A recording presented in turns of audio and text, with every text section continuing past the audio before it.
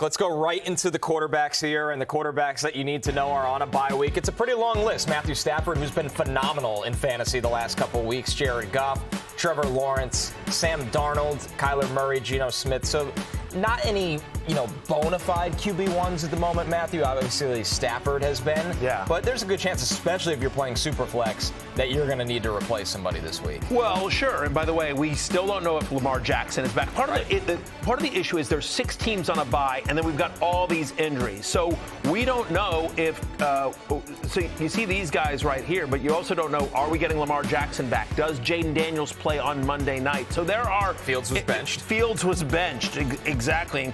And even if Fields is named the starter, you can't trust him. No, not anymore. Right? So it's a little bit dicey out there as well. You don't feel great about Tua Tagovailoa. You sort of look through the kind of list here. By the way, not that anyone, I was going to say not that anyone's using Bryce Young, but Lawrence used Bryce Young to defeat me. Right now he's hurt. Yes, Superflex, exactly. So yeah, it's ugly out there. So we start with Jaxson Dart, who it hasn't been ugly for him for the most part, especially in fantasy. He's 58% available, so he meets our threat. I'm floored by this, by the way, especially with how fantasy viable he has been. His upcoming schedule, he's at Philadelphia. He's got the Niners, Bears, and Packers. But Matthew, the key with Dart is not only that he's been an effective passer, but he has a chance to run for a touchdown any given week. Yeah, he's had a rushing touchdown in 3 of 4 games so far this year. 35% of the Giants' red zone rushes over the last 4 weeks have gone to Jaxson Dart. You think about the last game against Philadelphia, 195 passing yards, 58 rushing yards, had that rushing touchdown. Again, one of it was that one big play early in the game with that 50-yard rushing touchdown. But still, this is a guy that's, averaging over 20 points as a starter this year. We've talked, I don't know how many times we got to say it, America. I don't know how many times we got to say it. Jaxson Dart is a top 12 fantasy quarterback. We said it at the draft. We said it when, in the preseason. And so he's been a big part of Fantasy Life commenters' rise to fame in our league. Yes, he's just on my bench, and I'm mistakenly. I should be starting him over Jordan Love at this point. Yeah, 1,000%. Yeah. So it's about that time. I think with Dart, you can quibble with what his absolute ceiling is because of the lack of passing game weapons, but I do think the floor week to week is pretty high because of 1, the rushing, and then 2, his ability to create outside of structure, which, like we spoke about yesterday, if you can create outside of structure and you can extend plays beyond 3 seconds time to throw, then guys will just get open even if they're not the most talented in the world. And also, this team is going to be underdogs almost every week. They're going to be in drop-back scripts. Again, this week they're 7-point dogs in Philadelphia. Dart looked incredible when he played Philadelphia. I don't think he actually played incredibly well against the Broncos. I thought he did play incredibly well against Philly, and he gets them again. Yeah, and listen, they have a short memory, obviously. They played really well. But still, that Eagle, I get it. The passing game weapons aren't there, but the defense of the Eagles is not the Philly defense that we've seen in previous years. Carson Wentz, moved the ball against them. It's just the red zone problems. It was the red zone issues, which weren't all on Carson Wentz. Right. Some of them were, but they scored a touchdown and then there's a holding penalty and they call it back. So anyway, we like Dart this week. I think he is, the majority of the other people we're going to talk about are sort of hey, get me through this week. But Dart is a viable starter the rest of the year. And we've talked about this for a while. This one from Malcolm. Do I bench Dak for Dart due to matchup? No. Yeah, that's a tough. I can't imagine benching Dak Prescott. I get it. They're on the road at Denver. But again, whatever. Dart put up numbers against Dak Prescott is playing so well right now, and he's got CeeDee Lamb back and Pickens and Ferguson. No. Cowboys have the second best offense in the NFL this year behind my Indianapolis Colts in number 1, but Dak has been able to do that with CD missing multiple games, with the offensive line banged up. I think Dak at the moment is playing so well where that offense feels almost defense agnostic. It just doesn't matter. He's just too good at the moment. Yeah, we have players in fantasy that you're just sort of I don't care who Justin Jefferson is facing. You're starting Justin Jefferson every single week. And I think Dak Prescott, and honestly, the skill players on the Cowboys, the ones that we care about, the Lamb, Pickens, Ferguson, Javonte Williams, I agree with you. I think they're defense agnostic. One question for you, though. You said they're the second best offense in the NFL. I think they're the second best to date. But moving forward, would you rather have them or the Chiefs? I think I'd rather have the Chiefs. I'd rather have the Chiefs as well. If you tell me that Josh Simmons comes back, they stay healthy, Mahomes keeps looking like he does, I would take the Chiefs going forward. But to date, Dallas has been the one behind Indianapolis.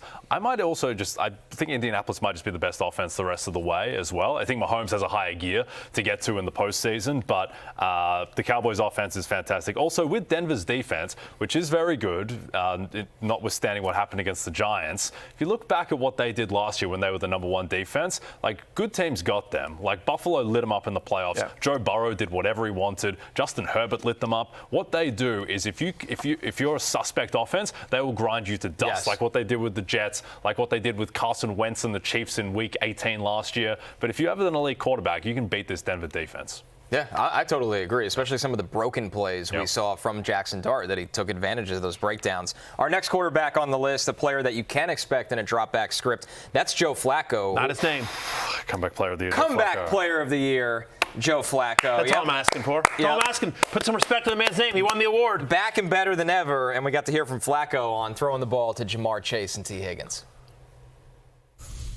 I think I told you early on when I got here, if you can't throw to guys, if you can't get on the same page with those kind of guys, then, what are you doing?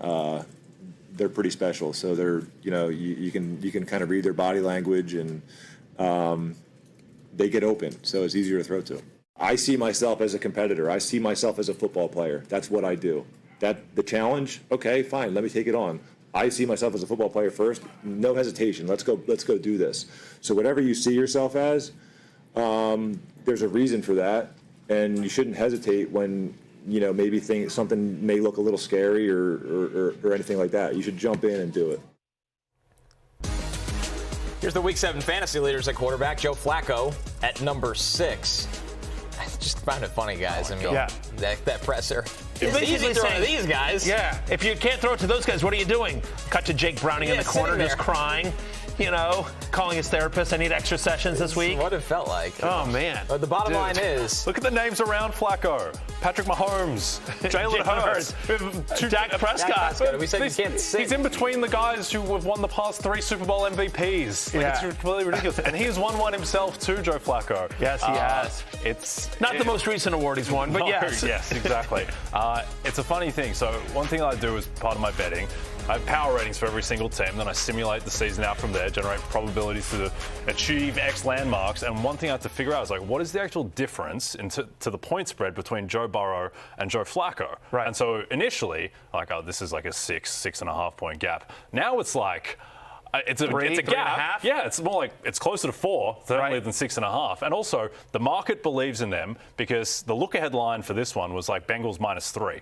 And then after what the Jets served up and what Flacco showed in that Thursday night game, now it's up to 6.5. And so I think that the other thing with Flacco too is that he played well against Green Bay. It wasn't just the Pittsburgh game. The Pittsburgh defense is just completely broken. They can't cover at all, particularly in man coverage against Jamar Chase and T. Higgins. But the fact that he was able to play really well in the second half against Green Bay makes me think that this might actually be real. Now, I think if he was to come up against, a crazy elite defense, which I don't think the Packers are at the moment because of their corners, if he's to come up against, the Texans of last year, then I think that that's a problem. Or even like the Broncos with a real pass rush. Yep. But if he's able to have time, Jamar Chase doesn't need long to get open. So I think this is real. I think he's going to keep on putting up numbers. He's had 45 pass attempts in each of his 2 games in Cincinnati. And all jokes aside about what the press conference is, that's true. He's a veteran quarterback who's not scared to throw. And that's the most important thing. Too many quarterbacks are sort of and you saw it, we'll get into this with C.J. Stroud later, but you saw it with C.J. Stroud a little bit, too many quarterbacks are just a little scared, and they're waiting until a guy get open or safe. They want to be safe. And I think Joe Flacco at this stage of his career is sort of he has 0 F's left to give. He literally does it, and he's just F it, man. I'm going to throw it, and I'm just going to trust that Jamar Chase and T. Higgins, 2 of the 10 best wide receivers in the NFL, in the sport, are going to come down with it, right? Yes. No, but that's right. He's right. He's just it's an out route to Jamar Chase. Why are you guys making such a big deal? It's it's not difficult, and he's right. The other thing that I think is interesting about this specific matchup is, other than the Panthers, no team in the NFL gets less pressure than the Jets. They can't get home, and so the mobility issues with Joe Flacco, although he looks spry against the Steelers, he's doing it a keeper. I think this is legit. Will there be a pick or 2 in there? Yeah, sure, but maybe it's going to be high volume, and a pass-friendly, fantasy-friendly offense. Yeah. Also, no team throws when leading more than the Cincinnati Bengals, and that's just what they've always done. They always throw throw with the lead. They're always really high pass rate over expectation, whether it's Burrow in there, whether it's Browning, whether it's Flacco. And the rest of the schedule, you can go to fantasylife.com and you can check strength of schedule remaining for quarterbacks, wide receivers. In terms of pass defenses, the rest of the season, Bengals at the easiest one, which I think is really important for Flacco, because I think he is more dependent on the strength of the opposing defense because he can't move. I think that he is going to be able to sustain value individually and make Chase, obviously, an every week starter, and Higgins as well. One quick thing. Thank you for the plug. Not asked for, by the way. The plug for FantasyLife. Paid for. .com. No, not anything. Not anything. By the way, be happy to pay for it. But what I will tell everyone, just they're listening, is that we have a special going on this month. If you go to fantasylife.com/comet, C-O-M-E-T, you can get Fantasy Life Plus for free. Well, 100% for free. No, I know you guys do. I'm just telling everyone, just go to fantasylife.com and you will see a way to literally get it for free for a year. By the way, so you'll have it all the way until next October 21st and check out all of our tools, which are awesome. One last thing from me on this game, guys. 2 big variables that could be a huge week for Joe Flacco. Sauce Gardner might miss this game. He got hurt last week, so that's a huge problem. 2, if Tyrod Taylor does start, the Jets should move the ball enough that Flacco has to throw, where it's not like 21-3 and they're just running out the clock with Chase Brown. So you're probably rooting for Tyrod to play if you want to start Flacco. Yeah, but to Jay's point, they pass. They pass anyway. When they're leading, and it's not like Chase Brown can run. I love it that you think. Although last week he looked okay, and they've had 10 days to prepare. They're off the mini bye, so they've had 10 days to prepare for this. It's interesting. 2 years ago. All jokes aside, when he did have that final 5-game stretch with Cleveland, he won a lot of fantasy leagues for a lot of people sort of filling in.